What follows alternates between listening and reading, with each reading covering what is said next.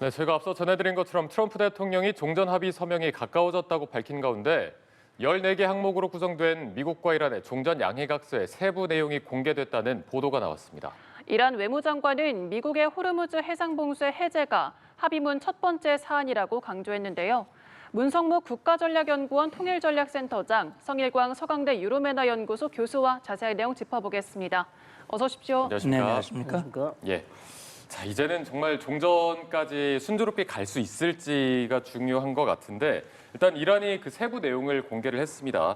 해상 봉쇄 해제도 담겼고 이란 주변의 미군 철수 그리고 제재 완화, 동결 자금 해제까지 일단 포함이 됐거든요. 이 내용 자체는 좀 어떻게 보셨습니까?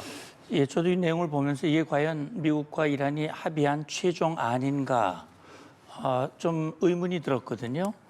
내용을 하나하나 따져보면 사실 미국이 원하는 내용보다는 이란 측이 원하는 내용이 대부분 담겨 있는 것 같아요.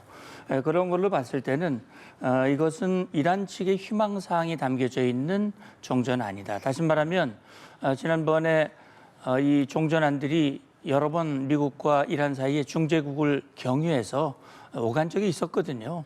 그때 트럼프 대통령이 뭐 쓰레기다, 오물이다, 볼 것도 없다, 뭐 그런 얘기를 한 적이 있었는데 아마 트럼프 대통령이 지금 방금 보도에도 나왔듯이 지금 이란 측의 이 종전안 보도에 대해서 상당히 화를 냈다 이런 얘기가 있었고 그리고 나서 바로 그걸 진화하기 위해서 아락치 장관이 상당히 합의했다.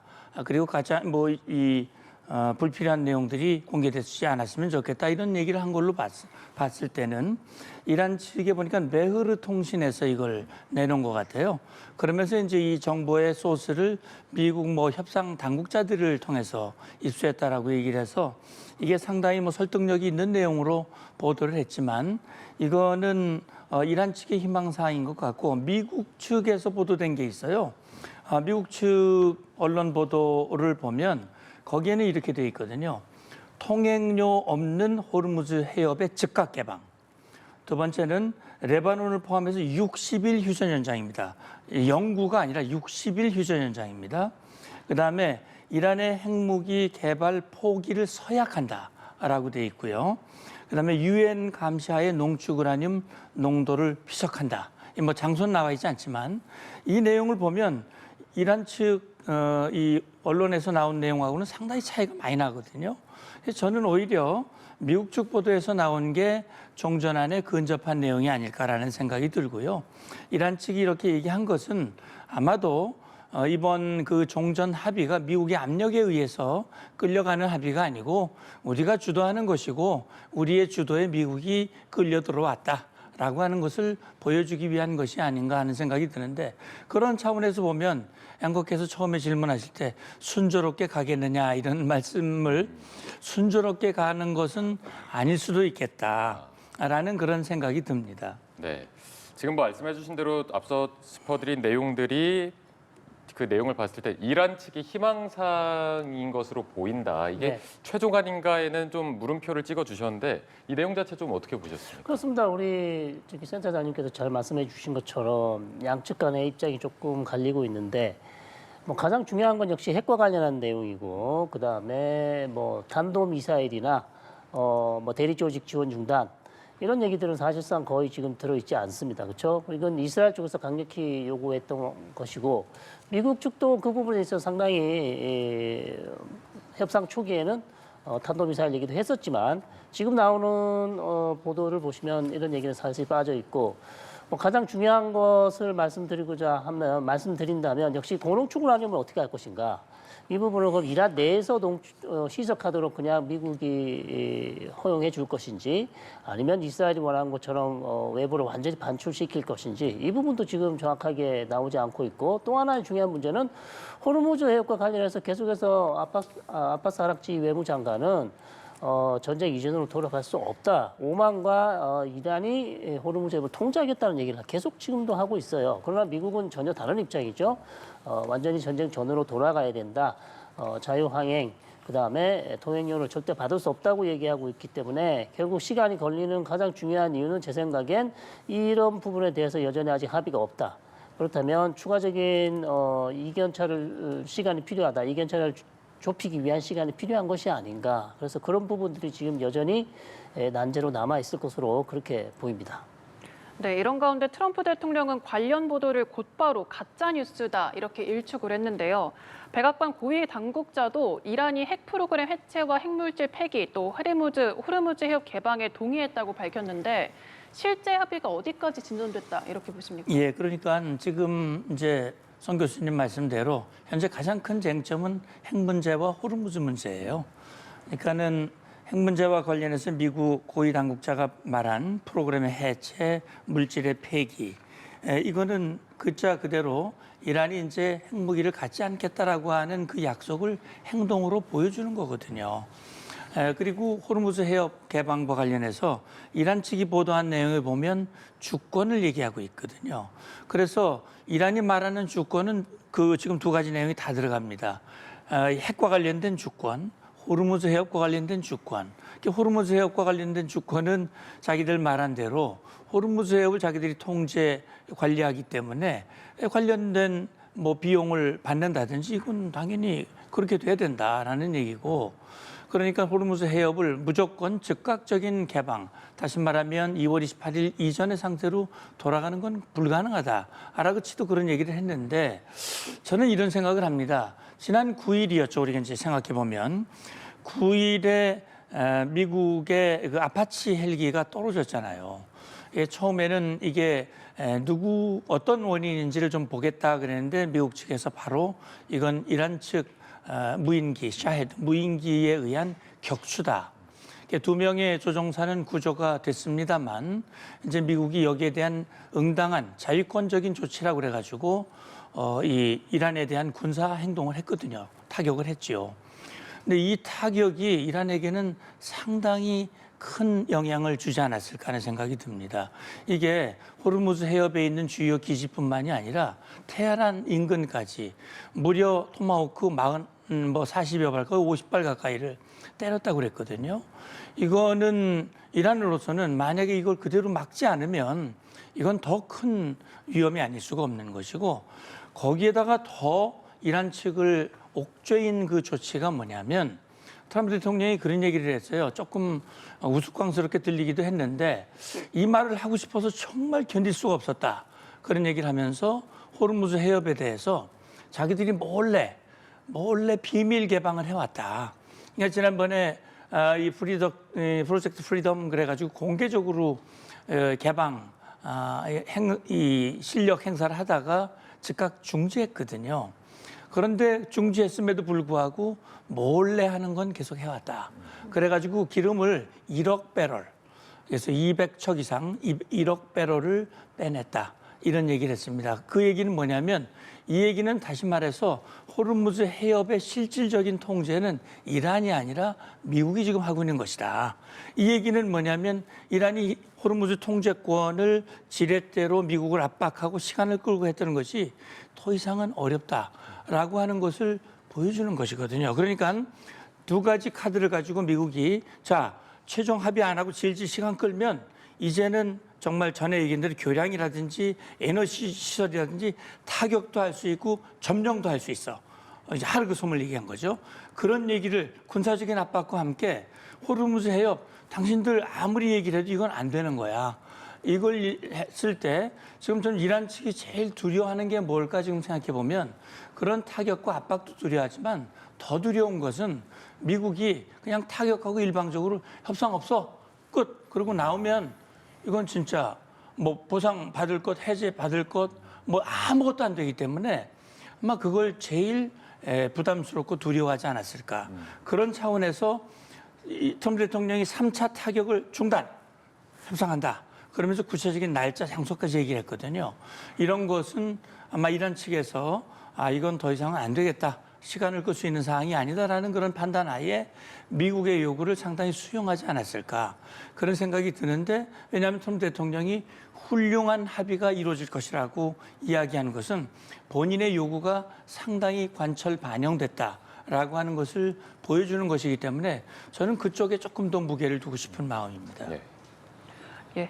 이런 가운데 양측의 입장이 계속해서 달라 보이는데 교수님께서 보시기에는 실제 합의가 어디까지 갔다라고 보십니까? 그러니까 지금 뭐 말씀해 주신 것처럼 양측 간에 지금 오가고 있는 대화 내용을 보시면 어쨌든 전체적인 분위기는 사실상 조금 트럼프 대통령이 양보를 조금 많이 한 게 아닌가. 왜냐하면 이스라엘 측도 계속 지금 우려하는 게 혹시 지금 고농축 우라늄을 반출하지 않고 100% 이란 내에서 IAEA 뭐 사찰 관할 하에 희석을 한다고 하지만 어쨌든 기본 처음에 했던 얘기와는 다른 것이죠.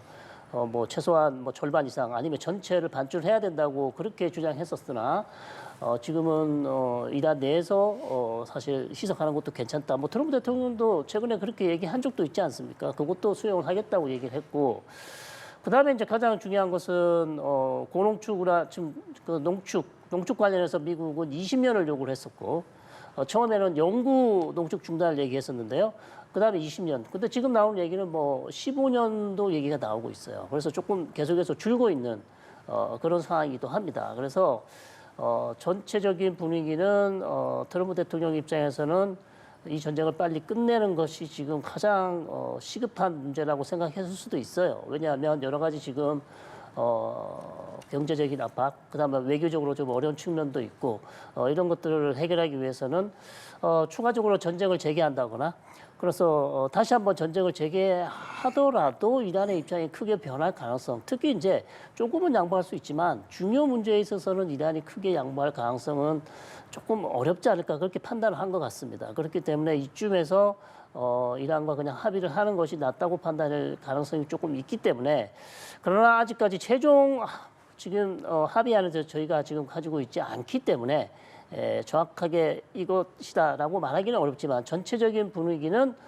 이란이 요구했던 가장 중요한 건 이거죠. 큰 틀은 이거죠. 호르무즈 해협을 일단 먼저 봉쇄를 해제를 풀고 그 다음에 핵과 관련해서는 협상은 나중에 한다. 결국 이게 지금 거의 수용이 된 것이고요. 이란 입장에서 하는 얘기가 구체적으로 우리 핵과 관련해서 지금 어느 것도 약속한 게 없다. 계속 보도로 나오고 있지만 거기에 대해서 우리가 추가적으로 합의를 통해서 협상을 통해서 합의를 하겠다고 얘기를 하고 있기 때문에 전체적인 분위기는 만약 이대로 간다면 트럼프 대통령이 조금 국내에서 비판을 받을 소지는 좀 있어 보입니다. 예. 자, 그리고 센터장님께서 앞서 이제 구체적인 날짜와 장소가 공개됐다고 해서 그 의미도 좀 짚어보고 싶은데 네. 일단은 장소 자체가 그동안 중재에 힘써왔던 파키스탄이 아니라 유럽, 스위스 제네바를 택했고 또 지금 날짜상으로는 이르면 이번 주말쯤 정말 합의를 할 것인가도 궁금한데 개인적으로 지금 합의할 가능성이 몇 %까지 와 있다고 보십니까?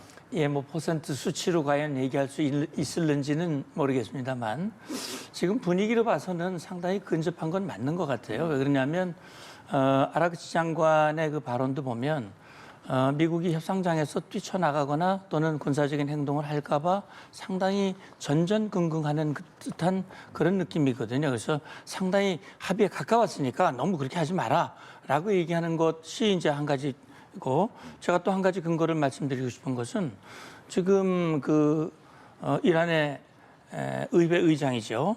의장이 그런 얘기를 했어요. 합의한 걸 지켜야 된다. 그런 얘기를 했거든요. 그러니까 이제 이란 측은 늘 얘기하는 게 신뢰라는 얘기를 했어요. 우리는 미국을 믿을 수가 없다. 그렇기 때문에 미국이 정말 신뢰할 수 없기 때문에 미국이 우리에게 신뢰를 보여줄 수 있는 결정적인 것은 동결 자금을 풀어주는 것이다. 그걸 보면 내가 미국을 신뢰하고 따라가겠다. 이렇게 얘기를 했는데 미국은 그거는 수용을 아직 안 한 것 같아요.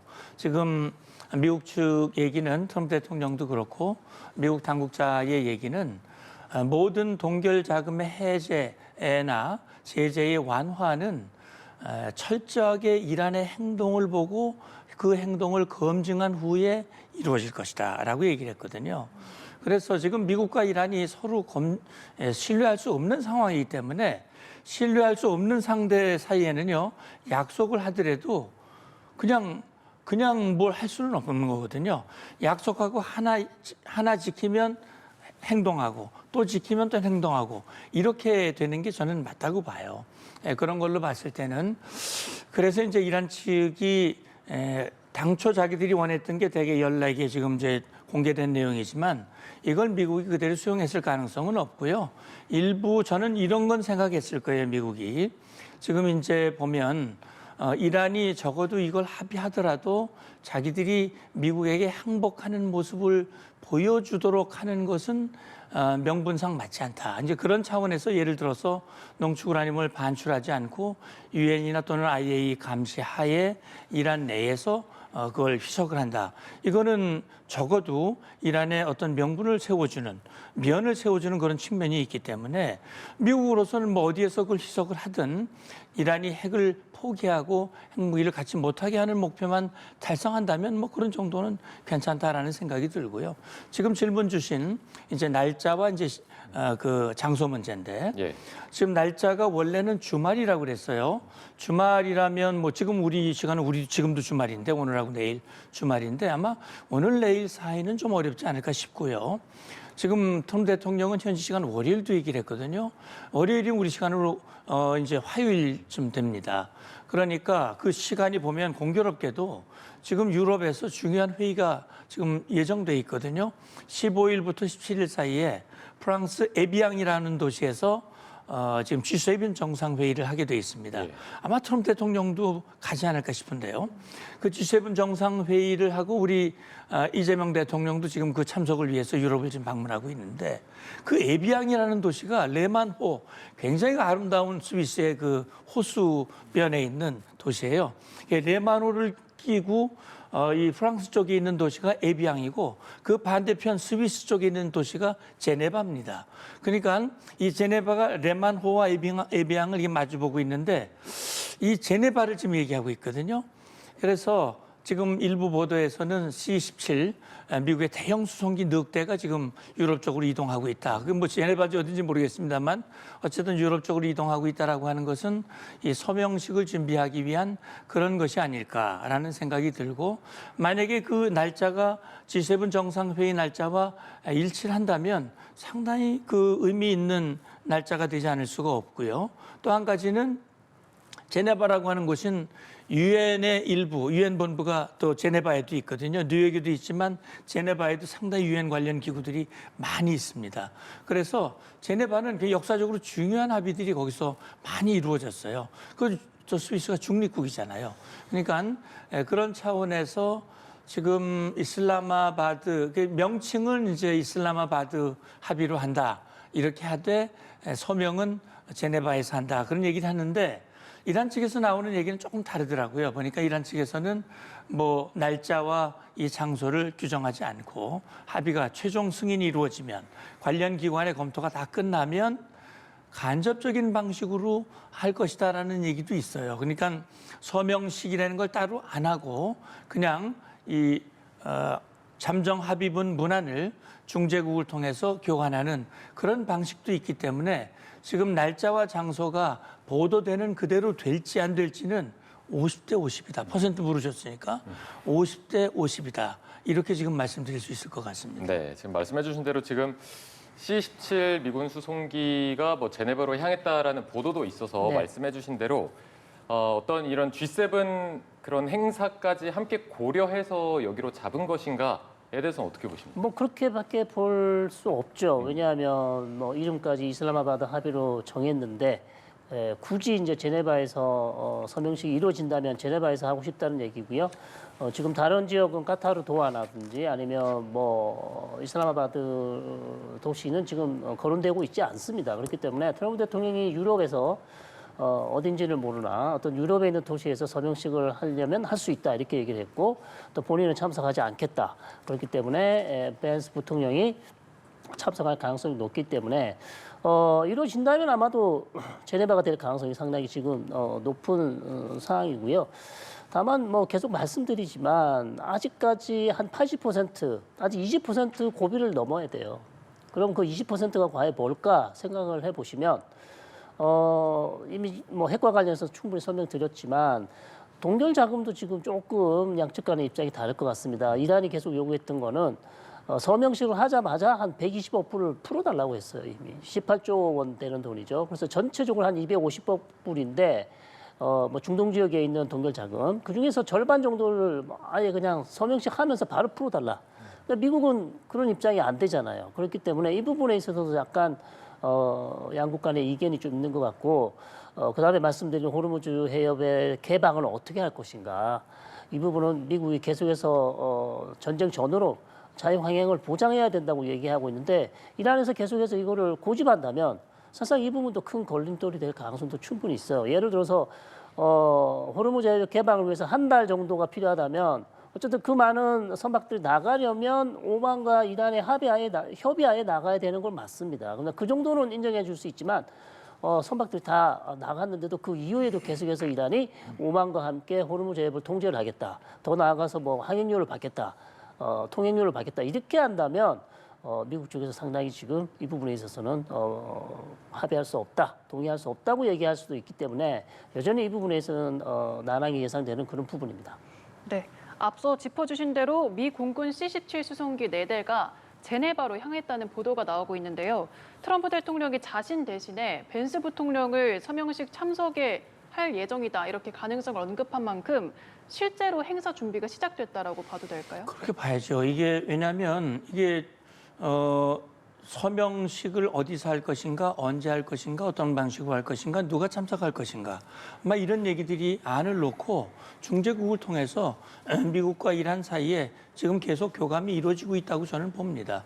근데 이제 미국 트럼프 대통령 입장에서는 정말 이 본인의 이 합의가 본인이 정말 늘 강조하는 대로 훌륭한 합의가 이루어지고 그 훌륭한 합의로 인정받고 부각되는 것이 트럼프 대통령이 원하는 거거든요. 그럼 그 훌륭한 합의란 무엇인가? 두 가지죠. 첫째는 호르무즈 해협이 활짝 열리는 거죠. 그러니까 2월 28일 이전의 상태로 다시는 이란이 이 호르무즈 해협에서 이 불법적인 그런 행동을 할 수 없게 만드는 합의. 그 합의는 훌륭한 합의입니다. 두 번째는 이란이 핵무기를 개발하기 위해서 끊임없이 노력을 해왔고, 그 다음에 끊임없이 그 불안, 긴장을 고조시켜 왔기 때문에 이란이 다시는 핵무기를 가질 수 없도록 하는 그 합의, 그 합의가 이루어질 수 있다면 그야말로 훌륭한 합의거든요. 훌륭한 합의를 훌륭한 장소에서 훌륭한 날짜에 할 수 있다면 죄송합니다. 트럼프 대통령으로서는 가장 원하는 거거든요. 그런 걸로 봤을 때는 앞서도 제가 말씀을 드린 대로 제네바라고 하는 장소는 상징성이 높은 곳입니다. 우리가 잘 알다시피 1953년 7월 27일 정전협정이 체결되고 정전협정에 보면 이 정전협정이 정치적 수준에서 평화적으로 해결될 때까지 유효하다라고 하는 합의가 62항에 나와 있는데 그 62항 합의에 따라서 정치적 해결을 위해서 모인 장소가 제네바입니다. 이 제네바가 굉장히 중요한 곳이고 우리 대한민국, 우리 한반도의 평화를 위해서도 저도 90년대 후반에 제네바에서 한반도 평화체제 전환을 위한 4자 회담을 했었어요. 그때 저도 대표단의 일원으로 6번 제네바를 가서 이 회담에 참여한 바가 있었는데 그런 차원에서 제네바가 중요해요. 1994년에 미국과 북한이 북한 핵 문제 해결을 위한 제네바 합의도 있었어요. 그런 차원에서 제네바는 정말 미국이 선호하는 장소일 거고 사실 뭐 이란도 거기는 뭐 중립국이기 때문에 또 유엔이라고 하는 그 상징적인 조치가 있고 이란 안에 보면 유엔의 감시 하에 유엔의 그 입회 하에 이것을 서명하고 한다고 그랬거든요. 그러니까 이란 입장에서는 미국 믿을 수 없어. 이스라엘도 못 믿어. 그러면 믿을 수 있는 것은 지금으로서는 유엔이야. 왜 유엔은 중국도 있고 러시아도 있고 그 상임이사국으로서 힘을 가지고 있기 때문에 뭐 제네바가 유엔 본부가 있는 그 곳이라는 점에서 저는 뭐 그걸 거부할 이유는 없지 않을까라는 생각이 들고 이거는 날짜가 정말 15일 이내에 남은 부분에 대해서 근데 이제 이란 측에서 나오는 얘기는 최고 지도자가 승인했다라는 말도 나오거든요. 그러니까 지금 이란의 성명수비대가 이 내용을 반대는 하고 있지만 그러나 이 정말 이 페제스키안 대통령, 아라그치 외교장관, 그다음에 이 이란 협상단장 이 모두가 지금은 이 협상을 받아들이지 않으면 이건 이란의 국익, 이란의 미래에도 이건 희망이 없다라는 그런 판단. 아마 이런 판단이 최고 지도자에게도 보고가 됐고 최고 지도자도 거기에 동감을 했다면 그렇다면 지금 C-17 수송기 넉 대가 이동을 해서 준비를 하고 있다고 하는 것은 실질적인 준비에 들어갔고 JD 벤스 부통령 협상 단장이기 때문에 양측 협상 단장이 4월 11일 날 이 이슬람마바드에서 이미 한 번 만났던 그 경험이 있고 아마 두 대표 단장이 만나서 서명을 할 수 있다면 그런 그림이 그려질 수 있다면 그리고 이제 한 가지가 덧붙여서 말씀드린다면 트럼프 대통령은 그런 얘기를 했거든요. 평화 협정이라는 말을 했어요. 그러니까 이게 다시 말하면 이게 잠정 합의이지만 이 잠정 합의 협상을 통해서 트럼프 대통령이 가고 싶은 궁극적인 목표는 평화 조약, 평화 협상이다. 다시 말하면 중동의 평화를 가져올 수 있는 그런 평화의 그랜드 조약, 큰 합의를 지금 향해서 가고 있다. 그거를 이번에 지금 그 시간과 장소에서 훌륭한 합의를 하고 싶다고 하는 것은 그런 의미라고 생각이 되고 미국 입장에서 보면 그것이 지금 착착 준비가 지금 되고 있는 것으로 그런 판단은 듭니다. 네. 한편 이란 외무장관은 핵 협상은 잠정 합의안이 먼저 이행된 후에야 가능하다라고 밝혔거든요. 그러니까 종전 합의랑 핵 협상을 분리를 해서 하겠다는 건데 이게 미국 입장에서는 좀 받아들이기 힘든 조건 아닙니까? 그렇습니다. 트럼프 대통령 초반에 했던 얘기랑 좀 다르죠. 그러나 이란은 계속해서 고집했던 거예요. 이란이 처음부터 고집했던 게 어쨌든 초반에는 1단계에서는 호르무즈 해협을 개방하는 데 집중을 하고 그다음에 이것이 완료가 되면 2단계에서 우리가 얼마든지 핵과 관련해서 미국과 협상할 용의가 있다고 얘기했던 것이고 결국 지금 나오는 보도처럼 만약 이것이 결정된다면 이란의 요구가 이제 관철된 것이죠. 그러나 저는 이것도 뭐 나쁘지 않다. 어쨌든 호르무즈 해협을 먼저 푸는 것은 국제사회에도 큰 도움이 되고 우리 한국에도 큰 도움이 될 수밖에 없죠. 우리가 기다리던 것이니까요. 어쨌든 호르무즈 해협이 빨리 개방되는 게 가장 중요하고요. 그 다음에 이제 핵과 관련해서는 뭐 60일이 되든 지금은 60일이라고 나오지만 부족하면 더 추가적으로 연장해서 핵 협상을 얼마든지 할 수 있기 때문에 다만 이제 트럼프 대통령이 원하는 건 아무리 2단계에 가서 핵 협상을 할 수 있지만 그래도 구체적인 원칙에 대해서는 이란이 조금은 어느 정도 입장을 보여야 된다는 게 지금 트럼프 대통령의 목적이죠. 그렇기 때문에 이란에서 계속 이란은 협상 전에는 우리가 기본 원칙에 대해서는 그렇게 얘기하고 싶지 않은 것이고 트럼프 대통령은 그래도 어떤 협상의 틀이라도 보여줘야 내가 합의를 할 수 있다고 계속 요구를 하고 있지 않습니까? 그래서 그 부분에 있어서도 역시 조금 이견이 있을 가능성이 있다. 말씀드린 것처럼 고농축 우라늄을 어떻게 할 것인지, 그 다음에 이란이 우라늄 농축을 몇 년 동안 중단할 것인지 이런 부분에 대해서 기본 원칙에 대해서 아마도 트럼프 대통령이 계속 요구를 하고 있고 여기에 대해서 이란이 조금씩은 보여주고 있으나 아마 전체적인 그림은 나중에 최후에 아마 알려질 가능성이 높다 이렇게 봅니다. 네, 지금 말씀해주신 그 고농축 우라늄 처리 방식도 이란의 입장을 봤을 때는 유일한 방법은 이제 이란 내에서 희석하는 것이다라고 밝혔는데 미국 측이 이 부분을 받아들일 것인가도 궁금해서 이게 어떤 합의로 가는 부분에서 걸림돌이나 이런 부분으로 작용을 할까요? 이제 그 MOU에다가 구체적으로 이 농축 우라늄, 고농축 우라늄을 어떤 방식으로 처리할 것인가 하는 그 내용까지 MOU에 넣을지 그 문제는 지금으로서는 알 수가 없습니다. 그리고 이란 측 발표는 그런 얘기를 했어요. 이 추가 합의는 이란의 평화적 핵 프로그램과 관련된 합의만 한다라고 얘기하면서 고농축 우라늄 얘기는 꺼내지도 않고 있거든요.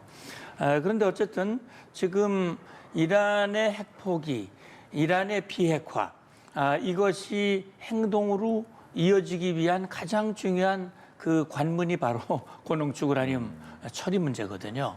그래서 미국 트럼프 대통령과 미국 입장은 기본적으로 고농축 우라늄을 미국으로 가지고 와서 미국에서 해결해야 된다는 게 제일 첫 번째, 또 가장 선호하는 안입니다. 근데 이걸 정말 이란이 미국으로 뺏긴다는 거는 이거는 완전히 항복이고 굴복하는 거고 패배하는 것이다. 결코 안 된다. 그래?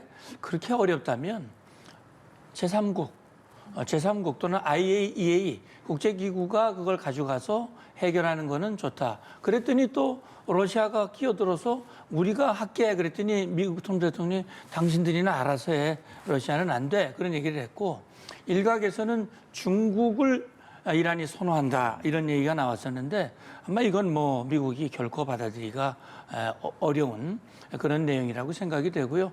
그래서 트럼프 대통령이 이후에 그런 얘기를 했죠.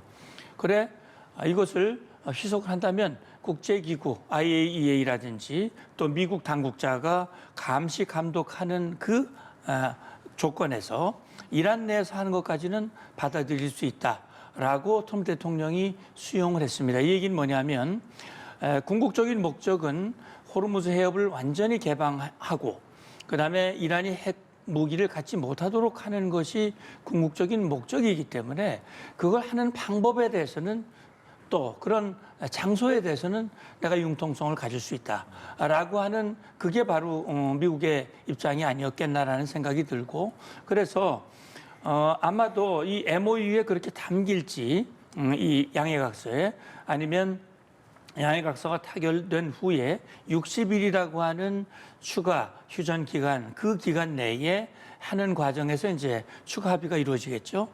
그렇게 해서 거기서 될지 그거는 지금으로서는 알 수 없지만 어쨌든 지금 이란 당국 지금 이란의 이 지도부에서는 이 합의도 하면서 정권을 유지하고 이란 국민의 저항이나 반감을 최소화시키는 것이 숙제이기 때문에 적어도 이 협상이 미국에게 일방적으로 패하고 끌려가는 그런 협상이 아니라는 모습을 보여주고 싶은 그런 마음이 지금으로서는 좀 많은 것 같고 아마 그런 것들을 너무 양측이 알고 있기 때문에 그런 것들을 염두에 둔 그런 최종 합의문 아침 그 속보를 보니까요 그 파키스탄 총리가 지금 최종 합의문을 받아들었다.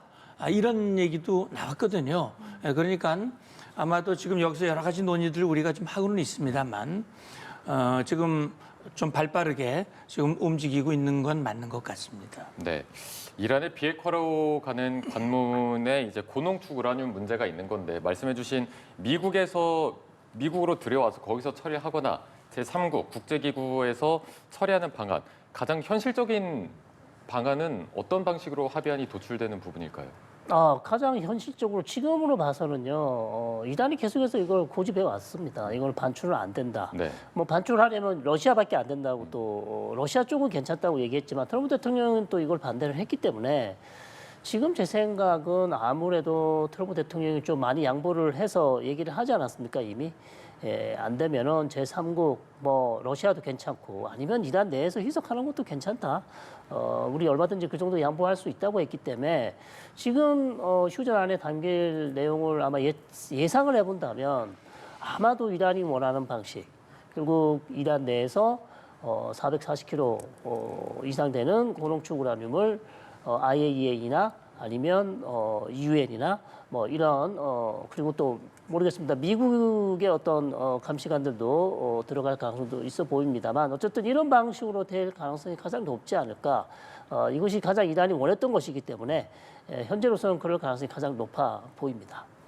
네, CNN은 이번 합의 소식에 네타냐후 총리가 당황스러워하고 있다라고 보도를 했는데 이스라엘이 항상 막판 최종 변수가 됐지 않습니까? 이번 합의에서도 변수가 될 가능성이 있다고 보십니까? 뭐 가능성을 배제할 수는 없을 겁니다. 그런데 이제 트럼프 대통령은 관련국들, 이제 주변 걸프 국가들이라든지 전 이스라엘도 포함됐을 거라고 생각이 되는데 이 지금 움직임 그리고 협상안을 공유하지 않았을까? 왜냐하면 이스라엘이야말로 미국과 함께 2월 28일 이 지금 대이란 공격의 당사자 아닙니까? 함께했던 그런 나라이고 그리고 중동의 평화를 가져오기 위해서 가장 핵심 당사자 중에 하나가 바로 이스라엘이거든요.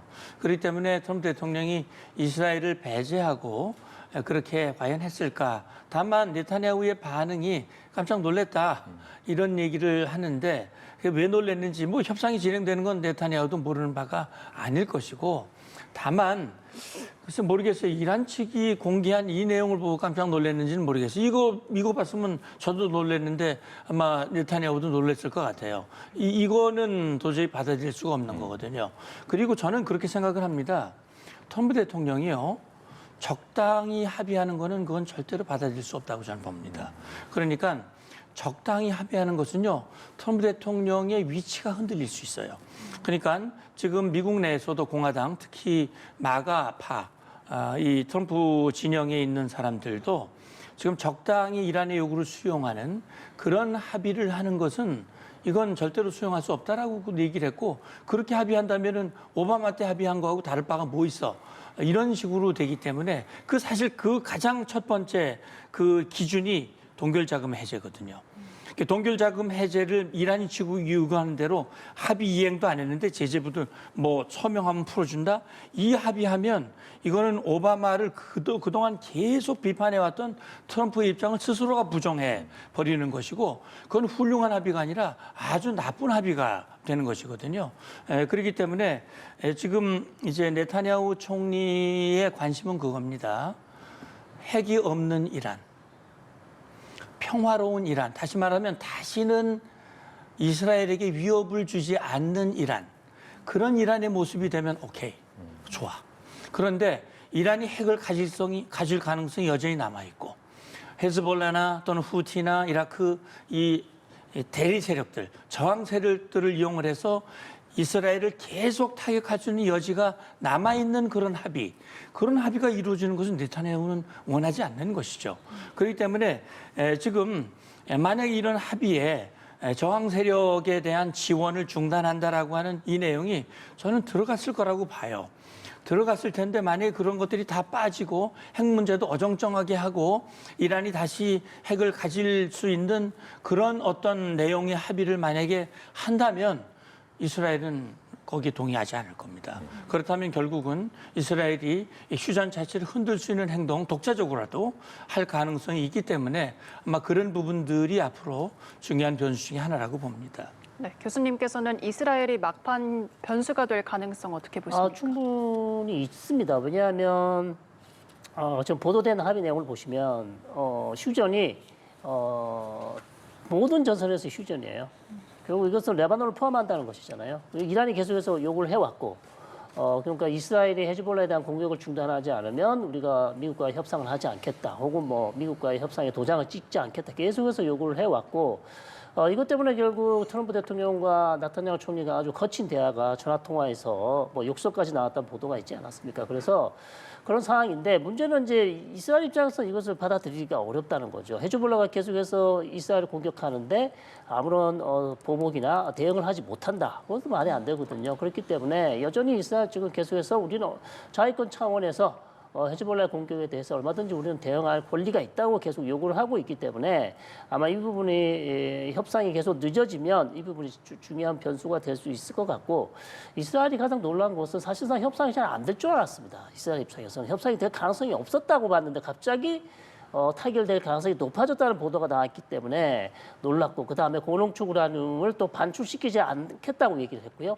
그다음에 만약에 탄도미사일 개발 제한이라든지 그다음에 이란의 대리 조직 지원 중단 이런 것들이 사실상 협상에 포함되기를 원했었는데 이런 내용이 그렇게 많이 나오고 있지 않기 때문에 나타냐후 총리에서 사실 상당히 실망을 했지만 트럼프 대통령이 휴전하고 있는데 거기에 어깃장을 놓기는 어렵고요. 어쨌든 수용하는 방향으로 그렇게 정리가 될 것이지만 여전히 헤즈볼라 문제는 변수로 될 가능성은 충분히 있다 이렇게 봅니다. 네, 네타냐후 총리가 이런 말했습니다. 이제 내가 있는 한 이란은 핵무기를 가지지 못한다. 그리고 이 부분은 트럼프 대통령과 또 어떤 의견의 일치를 봤다라고 주장을 했는데 지금 이렇게 주장하는 그 속내 어떻게 좀 봐야 할까요? 그렇죠. 지금 이스라엘은 그동안 그랬어요. 주변국들 이스라엘은 뭐 사실상 잠정적 핵 보유국이라고 다들 그렇게 알고 있지 않습니까? 그 누구도 그걸 인정도 뭐 부인도 하지 않았지만 그러나 이스라엘은 정말 그 지역에서 48년에 건국을 한 이후에 끊임없는 전쟁을 치렀고 생존의 그런 위기에 늘 봉착해 왔기 때문에 주변에 있는 국가들이 핵무기를 갖는 것은 용납하지 않았어요. 그렇기 때문에 이라크, 시리아 이런 나라들이 핵을 개발하려고 했을 때 그 중심, 핵심 지역을 직접 가서 타격을 해서 중단을 시킨 바가 있거든요. 이란은 정말 가장 큰 위협이 아닐 수가 없죠. 그런 차원에서 이스라엘 입장에서는 이란의 핵 문제는 결코 용인할 수 없다. 그렇기 때문에 그런데 이제 이란은 시리아나 이라크와는 달리 상당히 큰 나라고 또 이스라엘에서 거리가 멀어요. 그렇기 때문에 이스라엘이 단독적으로 이란의 어떤 핵무기를 물리적으로 중단시키는 것은 매우 어려웠기 때문에 이제 작년 6월 달에 미국과 함께 이란의 중요 핵시설들을 타격을 했던 그런 일이 있었고 결국 이후에 협상이 있었지만 이란이 결코 핵무기를 포기할 의지가 보이지 않고 대화를 통해서 이란의 핵 포기를 유도하는 것은 현실적으로 불가능하다. 그런 판단이 트럼프와 네타냐후가 공감을 했기 때문에 결국 물리적인 방법을 택할 수밖에 없었다라는 것이고 지금도 그 입장에는 조금의 변화가 없다고 저는 봅니다. 그러니까 네타냐후와 이 트럼프 대통령은 이란의 핵 포기, 핵이 없는 이란, 그리고 중동 지역에서 그동안 깡패 역할을 해왔잖아요, 이란이. 그야말로 테러 지원국이고 깡패 같은 역할을 해왔고 끊임없이 대리 세력을 통해서 중동의 긴장을 고조시켜왔던 그런 이란이 이제 정말 평화로운 이란. 최근에는 트럼프 대통령이 그런 얘기를 했지 않습니까? 중동의 영구적인 평화를 가져오기 위해서 평화협정을 체결하자. 그런 차원에서 지금 이 UAE, 아랍에미레이트라든지 일부 국가가 이스라엘과 이 우호 조약을 체결을 했고요. 이번에 트럼프 대통령이 사우디라든지 몇몇 국가에게 그걸 권면을 했고 이란도 거론을 했어요. 이란도 들어왔으면 좋겠다. 제가 아까 그랜드 구상, 큰 구상, 평화조약이라고 하는 그 구상 속에는 그런 것도 들어가 있습니다. 그러니까 정말 이스라엘과 적대하는 그런 중동 국가들이 없는 그것이 제로가 되는 그래서 중동의 항구적인 평화를 가져오는 것. 이것이 트럼프 대통령의 구상이고 이스라엘이 원하는 거죠. 그래서 그것이 일치된다면 사실 앞으로 중동에서는 당분간 그런 충돌의 불씨가 이제 잦아들 수 있다라는 그런 희망도 있고 저도 개인적으로 원하는 마음입니다. 예. 네, 알겠습니다. 이렇게 해서 문성묵 국가전략연구원 통일전략센터장, 성일광 서강대 유로매너 연구소 교수와 자세한 중동 상황 짚어봤습니다. 오늘 말씀 고맙습니다. 잘 들었습니다. 감사합니다.